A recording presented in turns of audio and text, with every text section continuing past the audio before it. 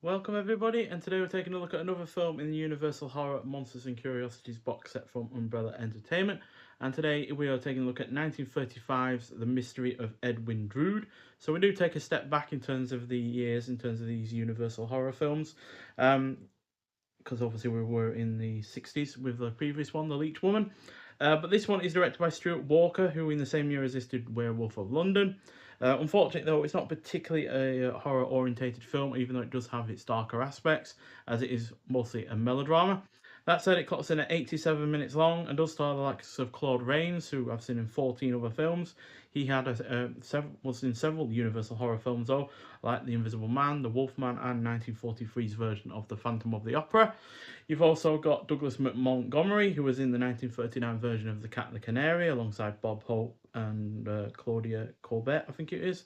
And then you got Heather Angel, who was in The Undying Monster, The Premature Burial, but she was also in a couple of Alfred Hitchcock films like Lifeboat and Suspicion. And then you've also got Valerie Hobson, who was also in Werewolf of London, as well as Bride of Frankenstein. And finally, David Manners, who was in also several Universal horror films like Dracula, The Mummy, and The Black Cat.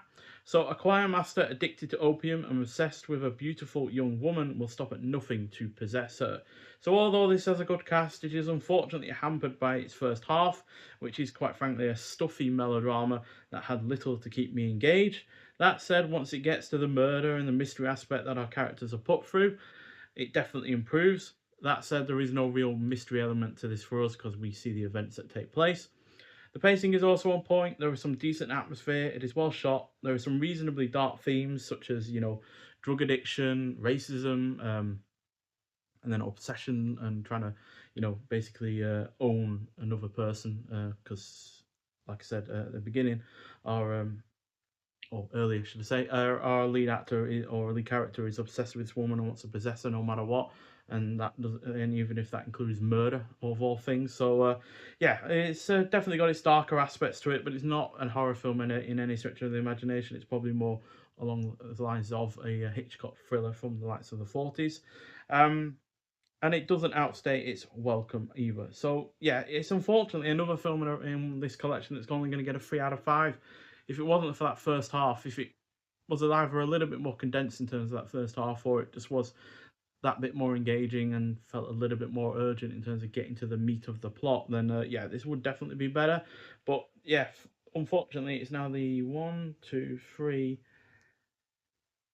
4, 5, fourth one in a row now that I've given 3 out of 5. Cult of the Cobra before The Thing That Couldn't Die was a 2.5, and then yeah, then the Mad Ghoul and the Mad Doctor at Market Street also got like a 3 out of 5 as well. So yeah, but that score is by no means a bad score. It's still a cut above average as far as I'm concerned. Anything that's 3 or more is better than average, and then I'd say 2.5 is just about average, and then anything less than that is below average. So yeah, these aren't bad films by any means that I'm giving these 3 out of 5s. It's just that they ultimately have a flaw or two uh, as a part of the plot or general in terms of execution that ultimately holds them back a bit. So yeah, that's a little bit of a shame, but nonetheless, it is a still a worthwhile effort to watch, especially with Claude Rains, who rarely disappoints. So yeah, this is part of the disc that is titled Mysterious Melodramas.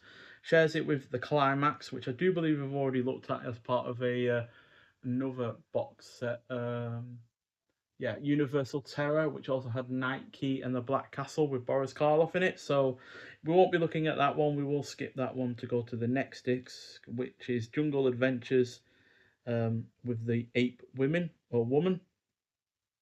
And that, all three of the films on that disc I have never seen before. So really looking forward to watching all of them, especially since all only around an hour each.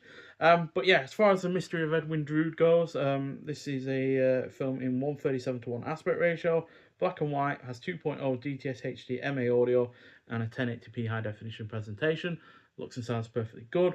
English language soundtrack and subtitles for the English deaf or hard of hearing as well. So yeah, overall a solid effort, one that I haven't seen before, and therefore also never have owned before as well. So it's a good addition to my collection, especially since I am obviously a fan of Claude Rains. So yeah, it's nice to have another one of his as part of my collection overall. So yeah, but nonetheless, if you have seen The Mystery of Edwin Drood, I'd like to hear your thoughts on it. But thank you for watching, and I'll see you in the next one. Bye.